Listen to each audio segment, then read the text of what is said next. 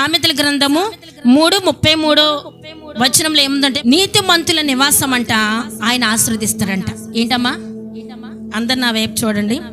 నీతిమంతుల నివాసము ఆయన నీతిమంతుల నివాసం అంటే ఎవరిదండి? నీతిమంతులు అంటే ఎవరండి?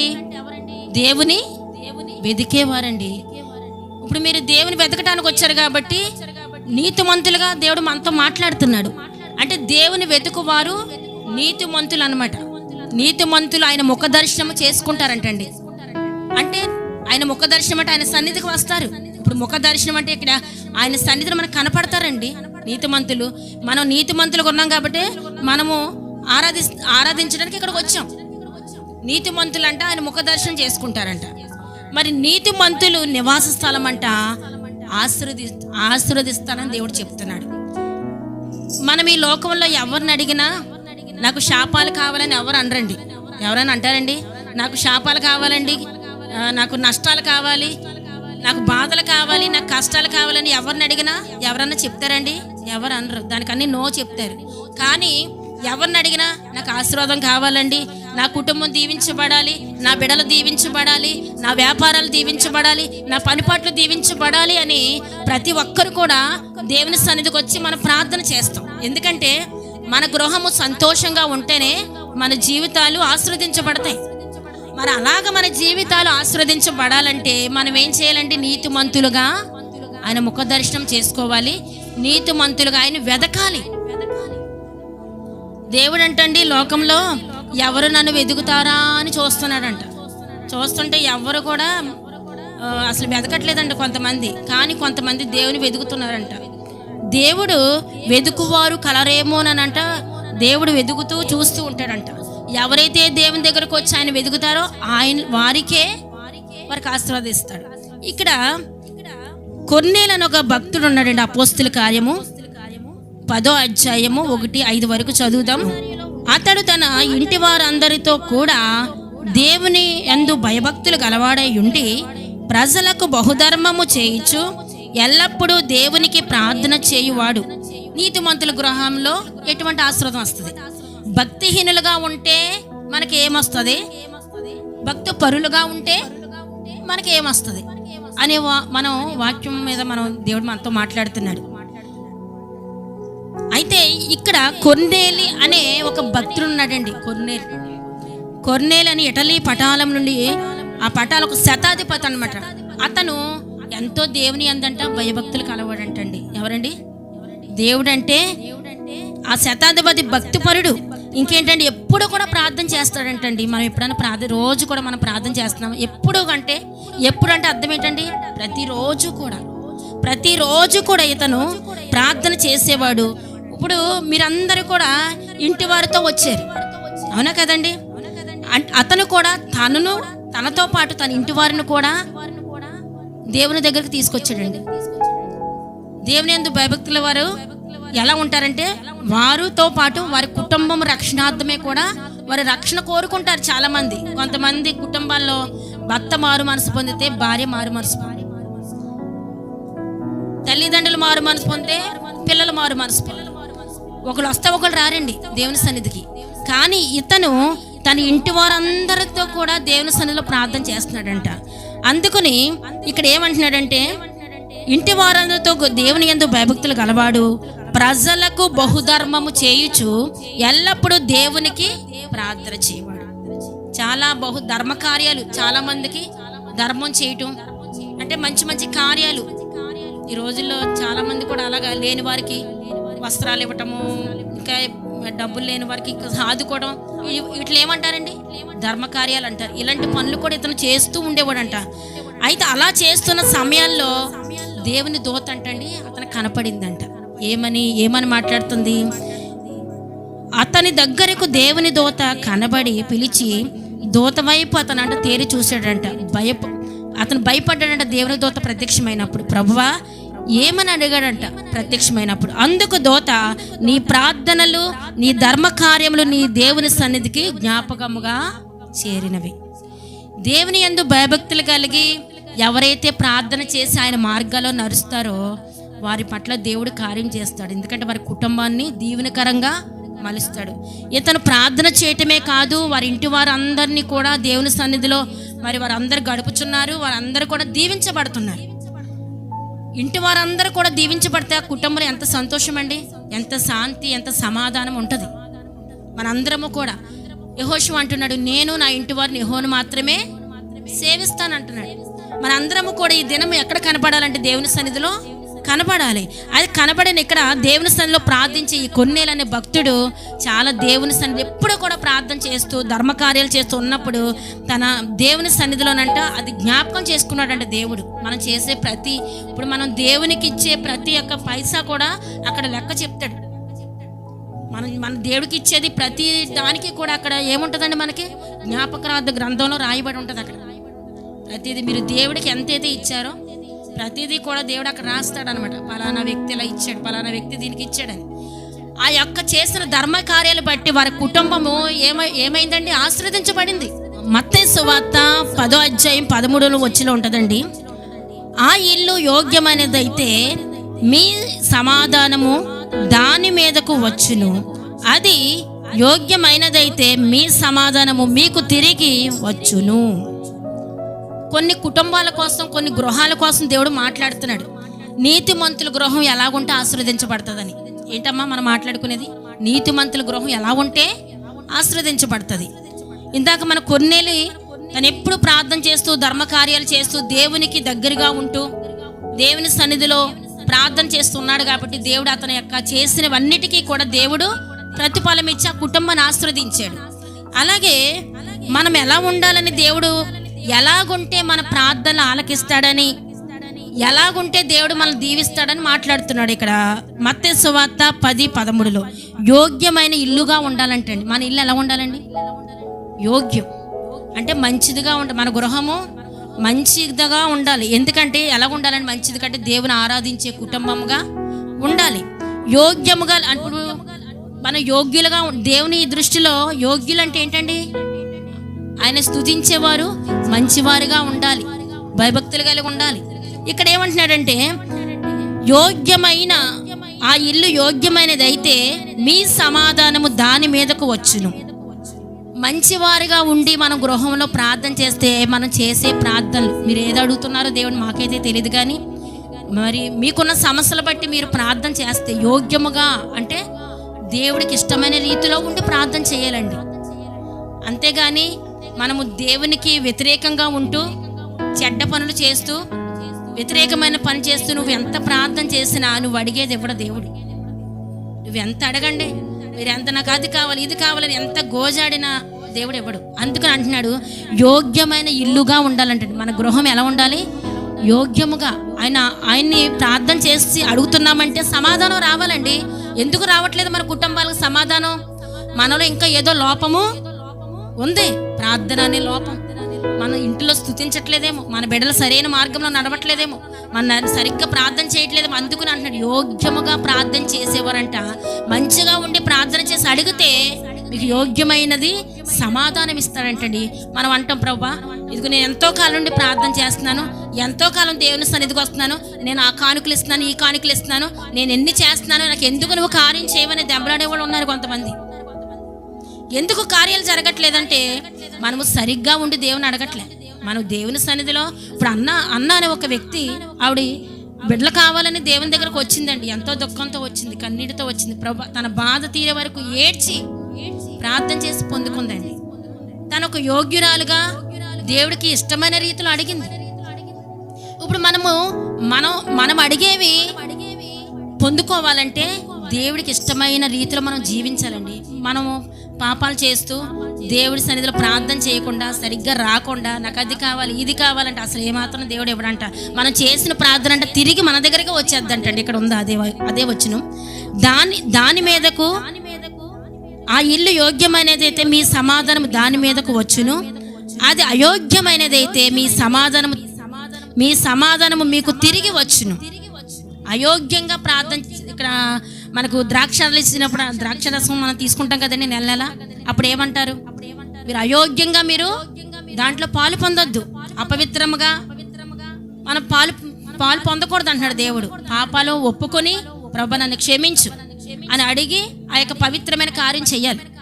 అలాగే దేవుని దగ్గరకు వచ్చి మనం ఏదైనా అడుగుతున్నామంటే, ప్రార్థన చేస్తున్నామంటే ఆయనకి దృష్టిలో అడిగేది పొందుకోవాలి అనే యొక్క మన ఆశ మనకు కలిగి ఉంటే కనుక ఏం చేయాలి తెలుసండి? మనము మన పాపాలు ఒప్పుకొని మొదటగా దేవుని దగ్గరకు వచ్చి, ప్రభా నా జీవితంలో ఈ కార్యం జరిగించు అని ఎప్పుడైతే మనం అడుగుతామో దేవుడు ఆ కార్యాలు చేస్తాడు తప్ప మనలో పాపం ఉంచుకుని ప్రార్థన చేస్తే మట్టుకి ఏమాత్రం కూడా ఆలకించడంటండి దేవుడు. మనలో పాపాలు ఉంచుకుని ప్రార్థన చేస్తే మట్టుకి నువ్వు అడిగింది ఏమీ రాదు, అది మళ్ళీ నీ దగ్గరికే వచ్చేద్దండి. నువ్వు ఏదైతే అడుగుతున్నావో ఇంటి ఈ స్లాబ్ పైకి కూడా వెళ్ళదు, కిందకు వచ్చేద్దండి. అంటే మన చేసే ప్రార్థన ఎలా ఉండాలి? పవిత్రముగా ఉండాలండి, పవిత్రంగా ఉండాలి. అందుకనే కొన్ని కార్యాలు మన జీవితంలో జరగట్లేదు. మనము యథార్థముగా నమ్మకముగా ఉండి ప్రార్థన చేస్తే మరి దేవుడు ఇక్కడ కొన్నేళ్ళ ఇంట్లో తను చేసినవన్నీ కూడా జ్ఞాపకం చేసుకుని దేవుని దూత ప్రత్యక్షమే మాట్లాడింది. నేను నీ ధర్మకార్యాలు చూశాను, నీ ప్రార్థన నేను వింటున్నాను కాబట్టి దేవుడి దూత ప్రత్యక్షమైంది. అలాగా మన జీవితంలో కార్యాలు జరిగించడం మనం యోగ్యులుగా ఉండాలి. మొదటగా యోగ్యంగా ఉండము అంటే ఆయనకి ఇష్టమైన వారిగా జీవించము, కానీ మంచి పనులకు చేయము, ఏమి చేయము. కానీ దేవుడిని అది కావాలి ఇది కావాలని మనము అడుగుతూ ఉంటాం. కానీ అందుకని అంటున్నాడు, మీరు దేవుని దగ్గరకు వచ్చినప్పుడు యోగ్యముగా అడిగేవి పొందుకోవాలి అనేక విశ్వాసంతో దేవుని దగ్గరకు వచ్చి అడిగితే దేవుడు మనకు ప్రతి కార్యాలు కూడా చేస్తాడండి. అందుకని దేవుడు ఇక్కడ ఏమంటున్నాడు తెలుసండి? మన పాపము విడిచిపెట్టి ప్రార్థన చేయాలంట. హల్లెలూయా. అలాగా విడిచిపెట్టి దేవుని దగ్గరకు వచ్చి ప్రార్థన చేస్తే అద్భుతాలు మన కుటుంబాల్లో, గృహాల్లో కొంతమంది గృహాల్లో నాకండి ఏ కార్యం జరగలేదండి అంటారు. ఏమంటారండి? నాకు ఏ కార్యాలు జరగట్లేదు అంటారండి. ఎందుకంటారండి? వాళ్ళ సరైన భక్తి లేక. సరైన భక్తి ఉంటే దేవుడు ఎందుకు కార్యం చేస్తాడు? ఇక్కడ అపోస్తుల కార్యము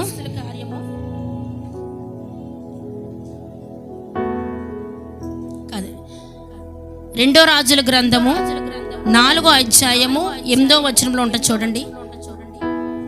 ఒక ఆశీర్వదించబడిన గృహం ఎలా ఉంటుందో దేవుడు చెప్తున్నాడు.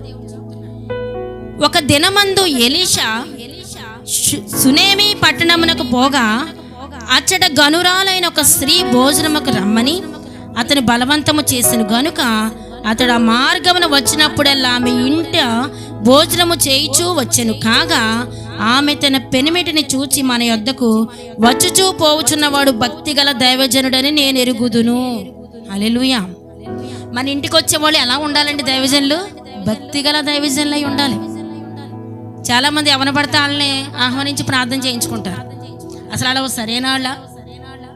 సరైన భక్తి చేస్తున్నారా, సరైన ప్రార్థనలు చేస్తున్నారా, దేవునికి యోగ్యమైన ఉన్నారా కూడా మనం ఆలోచన. చాలామంది నేను ప్రార్థన చేస్తానని ప్రతి ఒక్కరు వస్తారు. కొంతమంది అబద్ధ బోధకులు వస్తారు. ఎవరితో వాళ్ళని పిలిచి మనం ప్రార్థన చేయించుకోకూడదు. వాళ్ళు భక్తిగల దైవజనులా కాదని ఆలోచించమంటున్నాడు దేవుడు. ఇక్కడ సునేమిరాల ఇంటికంట ఒక భక్తిగల దైవజనుడు వస్తూ పోతూ ఉన్నాడంటండి. మన ఇంటికి వచ్చేవాళ్ళు భక్తిగల దైవజనులా కాదా? ఈవిడ చాలా గనురాలంటండి. గనురాలంటే ఏంటి? గొప్పదని, అంతే కదమ్మా. అయితే ఈవిడి అక్కడ ఆ దినాల్లో వాళ్ళ ఇంటికి ఎలీషా ప్రవక్త గారు వాడిని ఆహ్వానించారండి.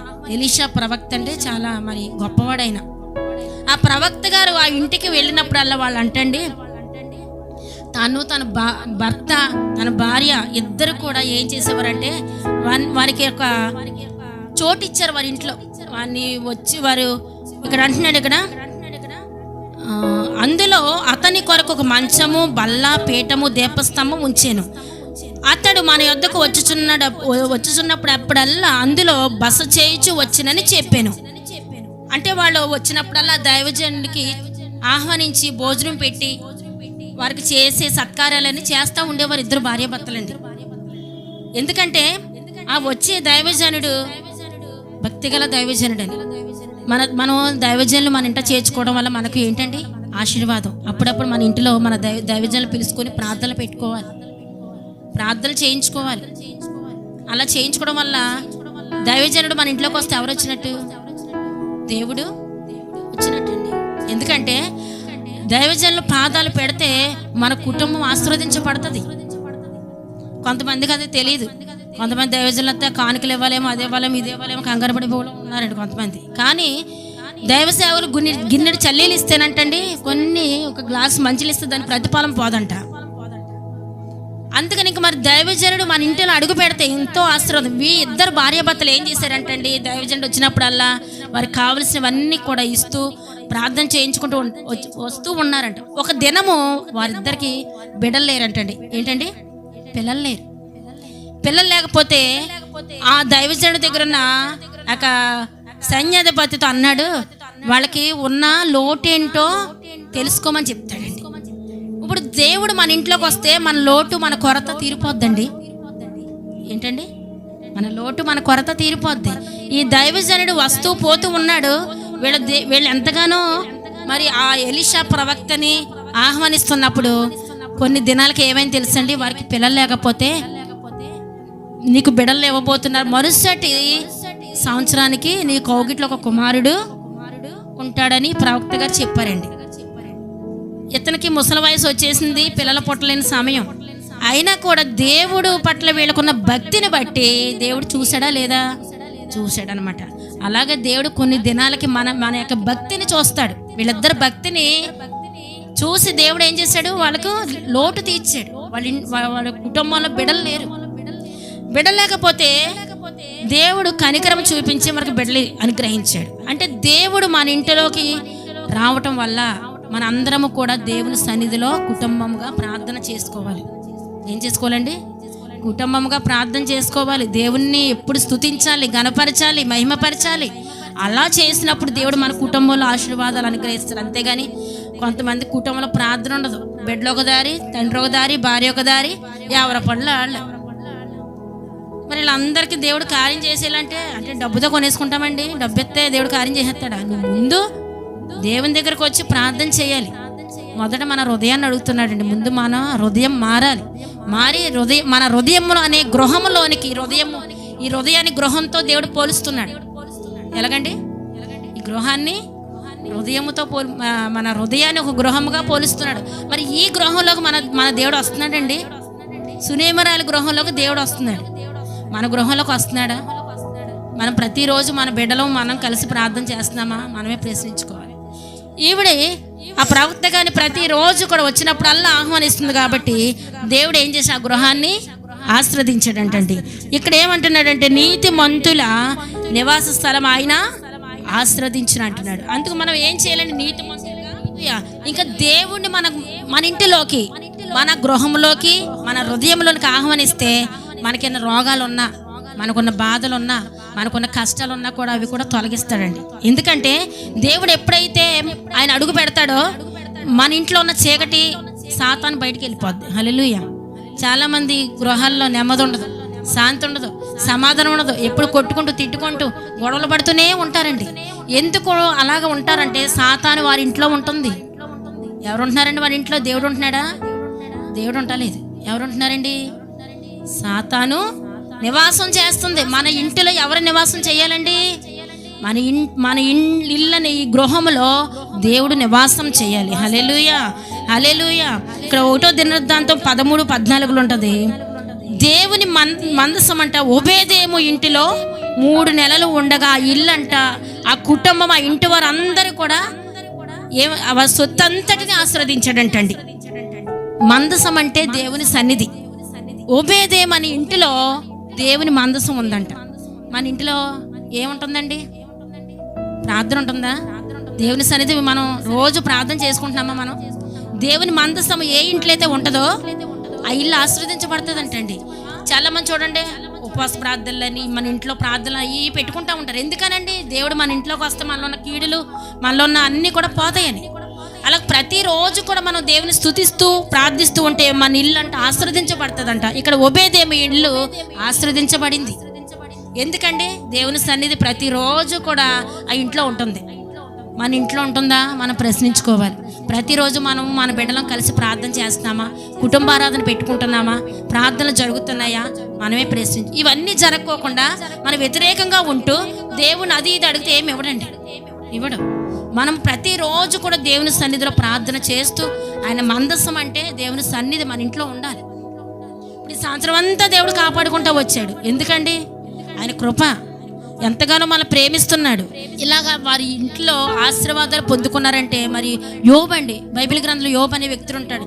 తనంటండి ఊజు దేశంలో అతని కంటే యథార్థవంతుడు కానీ నీతిమంతుడు కానీ న్యాయవంతుడు కానీ ఎవరూ లేడంటాడు. కానీ దేవుని యందు భయభక్తులు గలవాడు, ఎవరైతే దేవుని యందు భయభక్తులు కలిగి ఆయన సన్నిధిలో ప్రార్థన చేస్తున్నవన్నీ రెండంతలుగా ఆశీర్వదిస్తానంటున్నాడు. ఇతనికి అన్నీ పోని, మళ్ళీ నష్టం వచ్చింది, కష్టాలు వచ్చినాయి, చనిపోయే స్థితికి వచ్చాడు. అయినా కూడా దేవుడు వదిలిపెట్టలేదు. ఎందుకంటే అండి నీతిమంతులను దేవుడు కాపాడుతాడు. నీతిమంతులు ఇల్లు అంటండి గొప్ప ధననిధి. ఏమంటున్నాడండి? నీతిమంతులు ఇల్లు గొప్ప ధననిధి. ధననిధి అంటే నీతిమంతులుగా ఉంటే ధనం వచ్చేద్ది అంటారు మీరు? ఇస్తాడు దేవుడు. నువ్వు నీతిమంతులుగా ఉండి నువ్వు ప్రార్థన చేస్తే నీ ఇంట్లో ఒక రూపాయి ఉన్నా కూడా ఆ రూపాయినే దేవుడు ఆశీర్వదిస్తాడు. ఎందుకంటే యథార్థవంతులను నీతిమంతులను దేవుడు వర్ధిల్లింప చేస్తాడు. ఏం చేస్తాడండి? యథార్థంగా జీవించే వారిని, భక్తిగా జీవించే వారిని, దేవుని మార్గాలు ఎందు నడిచే వారిని దేవుడు తప్పనిసరిగా దీవిస్తాడు. అయితే దేవుని సన్నిధి విడిచిపెట్టి దూరంగా ఉన్న వారికంటే శ్రమలు ఎక్కువ అవుతాయి అంటండి. దేవుని సన్నిధి విడిచిపెట్టి నువ్వు ఎంత సంపాదించినా సిల్లి సంచిలో డబ్బులు వేస్తే ఏమవుతాయి? కిందడిపోతాయి. అవునా కదండి? సంచికి కనం ఉందనుకో, ఇందులో డబ్బులు వేస్తే ఏమవుతాయి? ఇందులో డబ్బులు వేస్తే ఏమవుతాయి అమ్మా? కింద పడిపోతాయి. ఉంటాయా? ఉండవు. ఇందులో డబ్బులు వేస్తే ఉంటాయి. అంటే మనం ఎంత దేవుడికి దూరంగా ఉండి వ్యతిరేకంగా ఉండి నువ్వు ఎంత సంపాదించినా అలాగే ఇంకెలా పడిపోతాయి. కానీ దేవుని సన్నిధిలో నుండి నువ్వు రూపాయి సంపాదించిన దేవుడు ఇందులో పెట్టి దాస్తాడు, ఇందులో పెట్టి దాస్తాడు అంటే అదే నీకు ఆశీర్వాదం దేవుడు కొంతకాలానికి రెండంతలుగా ఇస్తాడు. యోబు అనే భక్తుడు చాలా యథార్థంగా జీవించేవాడు, భక్తిగా జీవించేవాడు, దేవుని ఎప్పుడు విడిచిపెట్టలేదు. కానీ తనకు ఎన్నో సమస్యలు వచ్చినా కూడా విడిచిపెట్టలేదు. కొన్ని రోజులకి దేవుని సన్నిధిలో ప్రార్థన చేస్తూ అలాగే యథార్థంగా ఉంటూ అలాగే ప్రార్థన చేస్తున్నది దేవుడు ఒక రోజు జ్ఞాపకం చేసుకున్నాడండి. రెండంతలుగా తనకంటే ఒక అంత పోయింది, కానీ పోయిన దానికంటే రెండంతలుగా ఇల్లేంటి, పిల్లలేంటి, ఎడ్లు, ఆవులు, పశువులు అన్నీ కూడా రెండంతలుగా ఇచ్చాడండి. ఎందుకు ఇచ్చాడమ్మా? తను యథార్థంగా భక్తి చేస్తున్నాడు. యథార్థంగా చాలా మంది అంటారండి, నేను చాలా భక్తి చేస్తున్నానండి, నేను చాలా ప్రార్థన చేస్తున్నాను, నేను ఎంత భక్తిగా ఉంటానండి, నేను అలా చేస్తున్నాను, అంతమందికి ధర్మకార్యాలు చేస్తాను, నేను ఎలా చేస్తాను, గొప్పలు చెప్పుకుంటారు. కానీ వారి క్రియలు అలాగా ఉండవు. క్రియలు లేని మృతము వ్యర్థం అంటున్నాడు. క్రియారూపంలో మనం చూడాలి దేవుడు మనల్ని. ఇప్పుడు ఈ రోజుల్లో చూస్తే డిసెంబర్ నెల వచ్చిందంటే ప్రతి ఒక్కరు కూడా నూతన సంవత్సరం గృహాలు అలంకరించుకుంటారు కదండి. పెయింట్లు వేసుకోవడం, ఇంకా కొత్త వస్త్రాలు కొనుక్కోవడం, మంచిగా అలంకరణ కలిగి ఉంటారు. కానీ ఈ హృదయాన్ని పరిశుద్ధపరచుకుంటున్నామా మనం? ఎన్ని సంవత్సరాలు మన ఎదుట ఉండి గతించిపోతున్నాయి, ఎన్నో సంవత్సరాలు గతించిపోతున్నాయి, కానీ మన జీవితాలు మురుకుగా ఉంటున్నాయి. మన జీవితాలు ఎవరు కడుక్కుంటలేదు, కానీ ఇల్లులు కడుక్కుంటారు, పెయింట్లు వేసుకుంటారు, వస్త్రాలు కొనుక్కుంటారు, అన్నీ కూడా నూతనంగా ఉండాలి. మన ఇల్లు అందరి ఇల్లు కంటే మన ఇల్లు బాగుండాలి అనుకుంటారు. కానీ ఈ హృదయం అనే ఇల్లు దేవుని ఎదుటి ఎలా ఉంటుంది? ఈ హృదయం అనే ఇల్లు దీన్ని ఒక ఇల్లుగా పోలుస్తున్నాడు. ఈ హృదయం దేవుడికి యోగ్యంగా ఉంటుందా? దేవుడు మన ఇంట్లోకి రాగలుగుతున్నాడా? మన జీవితంలోకి రాగలుగుతున్నాడా? మన ఇంట్లోకి వచ్చి దేవుడు కార్యం చేయాలంటే, ఈ గృహంలో నివాసం చేయాలంటే అపవిత్రమైన కార్యాలు ఈ హృదయంలోంచి బయటికి తీసివేసుకోవాలండి. కొత్త సంవత్సరంలోనూ పాత వస్తువులు పాడేయటం, పాత వస్త్రాలు అందరికి ఇచ్చేయడం, ఇటువంటి చేస్తూ ఉంటారు చాలా మంది. కానీ ఈ పాత జీవితాన్ని తీసేసుకుని కొత్తగా నేను జీవించాలి, ఈ సంవత్సరమైన నా జీవితం బాగుండాలి, ఈ సంవత్సరమైన భక్తిగా జీవించాలి, ఈ సంవత్సరమైన దేవునికి దగ్గరగా ఉండాలి. ప్రతి సంవత్సరం ఏదో ఆదివారాలు ఎగ్గొట్టేస్తున్నామని అలా దేవునికి దూరంగా. ఇప్పుడు అందరూ దేవుని సన్నిధికి వస్తే ఇది అసలు ఖాళీ ఉంటుందండి. కానీ వారిని ఎవరితో పోలిస్తారు? దేవుని సన్నిధికి రాని వాళ్ళని భక్తిహీనులు అంటున్నాడు దేవుడు. అంటే దేవుడు చేసిన మేలన్నీ మర్చిపోతున్నారు. మరి దేవుడికి ఒక దినం గడిపితే 1000 దినాల కంటే శ్రేష్టం అంటండి. ఆ దినము వారు దేవుడికి కూడా ఇవ్వట్లేదంట. కొంతమంది ఎంత ఉన్నా కూడా వాళ్ళే తింటారు, కానీ బయట వాళ్ళకి ఎవరికి ఇవ్వరండి. వాళ్ళ కడుపే నింపుకుంటారు, కానీ ఎవరికి అన్నం పెట్టరు. లేని వాళ్ళకి కూడా పాడైపోయిన ఇంట్లో పాడైపోయిన బయట డ్రైన్లో అట్లా పడేస్తారు, కానీ పక్కళ్ళ ఇంటికి కూడా అసలు ఏమీ పెట్టరు. బైబిల్ గ్రంథంలో ఒక ధనవంతుడు ఉన్నాడండి. తను చాలా సంపాదించాడు. లోకంలో ఉన్నంతకాలం కూడా చాలా సుఖము, డబ్బు సుఖించాడు, డబ్బు సంపాదించాడు. కానీ తను అనుకున్నాడు, నా జీవితానికి సరిపడగా డబ్బు దాచుకున్నాను, నాకు ఇంకేమీ పర్వాలేదు అనుకున్నాడు. కానీ దేవుడు పైనుండి చూస్తున్నాడండి. మన అందరినీ కూడా దేవుడు చూస్తాడు. ఎందుకంటే మనం ఏం చేస్తున్నామో, మనం కూర్చుండుట, పరుండుట, మన సమస్త చర్యలన్నీ కూడా బాగుగా తెలుసుకుంటున్నాడంట. ఎందుకంటే మనల్ని నిర్మించిన వాడు మన గురించి బాగా తెలుసండి. మనల్ని తయారు చేసిన వాడు ఎవడండి? దేవుడే కదా. మన ఆలోచనలు పుట్టక మునిపానికి అన్నీ తెలుసంటండి. అందుకని దేవుడు ఏమంటున్నాడంటే, దేవుడు ఆయన సన్నిధిని వెతకమంటున్నారు. కానీ చాలామంది ఈ లోకంలో ఉన్నంతసేపు అండి దేవుని వెతకట్లేదు. ధనవంతుడు అంటే డబ్బు సంపాదించాడు, సుఖంగా జీవించాడు, కానీ సడన్గా తన ప్రాణం పోగొట్టుకున్నాడు. దేవుడు చూస్తాడండి. మనం అనుకుంటాం నాకేంటి మంచి ఆరోగ్యం ఉంది, నేనేమో అందరూ చచ్చిపోయినా నేను అసలు చచ్చిపోను అనుకుంటారు చాలామంది. ఏమనుకుంటారండి? అందరూ చచ్చిపోతున్నారు కానీ నేను మట్టినది గట్టి ప్రాణం, నేను అస్సలు చచ్చిపోను, నేను ఇలాగే జీవిస్తాను, కలకాలం ఇలాగే ఉంటానంట. ఉంటామండి? ఉండం. ఎప్పుడు మన ప్రాణము ఆవిరి వంటిదంట, గడ్డి పరక లాంటిది. కానీ ప్రాణం ఎప్పుడు పోతుందో తెలియదు. కానీ ఉన్నంతకాలం కూడా దేవుని వెతకాలండి. ఉన్నంతకాలం ఎక్కడ ఎవరిని వెతకాలండి? దేవుని వెతకమంటున్నాడు. దేవుడు లేడని బుద్ధిహీనులు తమ హృదయంలో అనుకుంటారంటండి. కొంతమంది బుద్ధిహీనులు ఉంటారంటండి. వాళ్ళంట దేవుడు లేడు, ఎవరో లేరు అని తన హృదయంలో అనుకుంటాం, నాకేంటి అని అనుకుంటారంట. వాళ్ళు ఎలాంటి వాళ్ళు తెలుసండి? దేవుడు లేడన్న వాళ్ళు బుద్ధిహీనులు. వాళ్ళంట చెడు కార్యాలు చేసేవారంట, అసహ్య పనులు చేసేవాళ్ళు. వాళ్ళు దేవుడు లేరని అనుకుంటారంట. అలాగే ఈ ధనవంతుడు కూడా భూమి మీద ఉన్నంతకాలం డబ్బే డబ్బే డబ్బే వెతికాడు, సుఖం వెతికాడు. కానీ సడన్గా తన ప్రాణం పోగొట్టుకోవడానికి వెళ్ళిపోయాడండి, నరకానికి వెళ్ళిపోయాడు. తన కింద ఉండి బల్ల కింద పేదవాడు ఉన్నాడండి. ఆ పేదవాడికి ఎప్పుడు కూడా ఒక రూపాయి ఇవ్వలేదు, తిండి పెట్టలేదు, ఏమీ పెట్టలేదు ఎప్పుడు. కానీ అతని క్రింద అదట్టి చేసుకుంటూ బ్రతికాడు. కానీ వీళ్ళిద్దరు ఒకసారి చనిపోయారంటండి. ఇతడు పేదవాడు చనిపోయాడు, ధనవంతుడు చనిపోయాడు. ఈ లాజర్ అనే వ్యక్తి చాలా పేదవాడండి. అతను చనిపోయినప్పుడు చనిపోకముందు భూమి మీద ఎప్పుడు కూడా దేవుని వెతికాడంటండి. ఎప్పుడు కూడా మీకులాగా దేవుని సన్నిధికి వచ్చి మీకులాగా ప్రార్థన చేసి దేవుని ప్రార్థన చేసుకుంటూ బ్రతికాడు. తనకి డబ్బు లేకపోయినా దేవుని భక్తి కలిగి ఉన్నాడు. అందుకని ఇద్దరు చనిపోయినప్పుడు లాజరు దేవుని సన్నిధికి వెళ్ళాడు, ధనవంతుడు ఎక్కడికి వెళ్ళిపోయాడంటే నరకానికి పోయాడు. ఎందుకంటే వీళ్ళిద్దరి గురించి చెప్తున్నాడంటే, దేవుని వెతికేవారు ఆశీర్వదించబడతారు, దేవుని వెతకవారు నాశనం అయిపోతారని చెప్తున్నాడండి. ఇప్పుడు ఇంత డబ్బు ఉన్నదే సంపాదించాడు. చాలామంది అండి చాలా డబ్బు సంపాదిస్తారు. లాస్ట్కి అసలు మన వస్త్రాలు పైకి ఏమైనా తీసుకెళ్తామండి? చెప్పండి. మన శరీరము ఏమి కుళ్ళిపోద్ది, ఏమవ్వదు. మనం ఇక్కడ ఎంతగానో మనం సుఖం అనిపిస్తాం. చనిపోయిన తర్వాత మన ఆత్మ ఒక్కటే దేవుని దగ్గరికి వెళ్తుందండి. ఏంటండి? ఈ ఆత్మ ఒక్కడే వెళ్తుంది. ఈ శరీరము, ఈ అవయవాలు ఇవన్నీ కూడా కుళ్ళిపోతాయి. ఇక్కడ ఏముండవు. కానీ ఈ లోకంలో ఉన్నంతసేపు పై అలంకరణలో మరి వీటి కోసం ఎంత కష్టపడిపోతామో. అందాన్ని ప్రేమించేవారు ఉన్నారని చాలామంది, వస్త్రాలు ప్రేమించేవారు ఉన్నారు, అందాన్ని ప్రేమించేవారు ఉన్నారు. ఆ అందం కోసం బ్యూటీ పార్లర్కి ఇట్లకి వెళ్ళి ఎన్నెన్నో చేసుకునేవారు ఉన్నారు. కానీ అన్నీ కూడా ఒకప్పుడు పోతాయి. బాహ్య సౌందర్యము కంటే అంతరంగ సౌందర్యం ముఖ్యమండి. ఈ బాహ్య సౌందర్యము ఉండదు. అది ఏ సౌందర్యం కోరుకుంటున్నాడు దేవుడు? ఈ అంతరంగము మంచిగా ఉండాలి, ఈ హృదయము మంచిగా ఉండాలని కోరుకుంటున్నాడు దేవుడు. మనం చనిపోతే ఈ శరీరం అది పైకి ఏమెళ్తుంది? ఈ ఆత్మ దేవుని దగ్గరికి వెళ్తుంది. మనం చేసిన క్రియలు ఈ లోకంలో ఏ మంచి కార్యాలు చేసామో అవి అక్కడ రాయబడతాయి. అంతేగాని వాని క్రియల చొప్పున వారికి ప్రతిఫలం ఉంటుంది. ఈ లోకంలో మనము చేసే మన కార్యాలు బట్టి దేవుడు మనకు ప్రతిఫలం ఇస్తాడు. అందుకు చాలామంది దేవుడు వెతకరండి. ఈ లోకంలో చాలామంది డబ్బుని ఇట్లు వెతికేవారు నాశనానికి గురవుతారని, శాపం తెచ్చుకుంటారని దేవుని వాక్యం మాట్లాడుతుంది ఇక్కడ. అంటే ఎవరైతే వద్దులుతారు దేవుని సన్నిధిని ప్రేమించేవారు, యెరూషలేమా నిన్ను ప్రేమించేవారు వద్దులుతారని వాక్యం ఉంది. అంటే దేవుని ప్రేమించేవారే వద్దులుతారు. నీకు డబ్బున్నా నీకు డబ్బు ఉంది, అది ఉంది, ఇది కాదు. ముందు నువ్వు దేవుణ్ణి ప్రేమిస్తున్నావా, దేవుని కలిగి ఉన్నావా, అది ముఖ్యమండి. నీకు ఎన్ని కలిగి ఉంటే నీకెందుకు? నువ్వు కలిగి ఉన్నది గట్టిగా పట్టుకోవాలి. నువ్వు ముందు దేవుని కలిగి ఉండాలి, జీవం గల దేవుని. ఎందుకంటే మనము చనిపోతే ఆయన దగ్గరికి వెళ్ళాలి కాబట్టి ఆయన కలిగి ఉంటే ఆయన పరలోకం ఇస్తాడు. అందుకని దేవుడు ఇక్కడ ఏమంటున్నాడంటే, దేవుని వెతుకువారేమో కలరేనంట. దేవుడు అంటండి వెతుకుతున్నాడంట. ఒక్కొక్కరిని వెతుకుతుంటే ఎవరు కూడా వెతకట్లేదంట. అందుకని దేవుడు ఏమంటున్నాడు తెలుసా? నీతిమంతుల పక్షంగా దేవుడు ఉంటాడు, కానీ భక్తిహీనుల పక్షంగా దేవుడు ఉండడు. ఇప్పుడు దేవుని ప్రేమించేవారు దేవుని సన్నిధికి వచ్చి ఆయన వెతికేవారు పక్షంగా ఉంటాడు దేవుడు.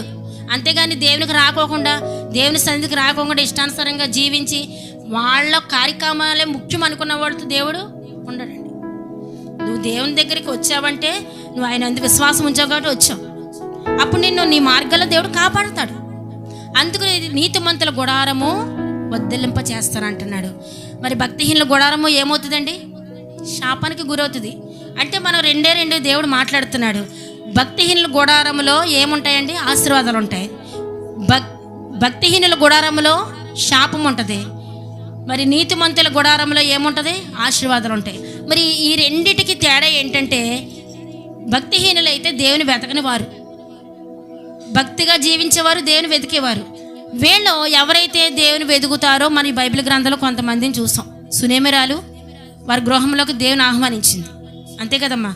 యోబు దేవుని యందు భయభక్తులు కలిగి 2 ఆశీర్వాదం పొందుకున్నాడు. ఇంకెవరండి?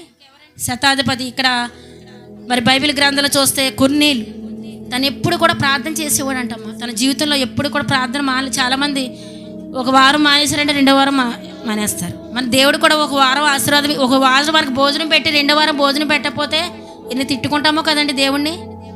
అవునా కదమ్మా?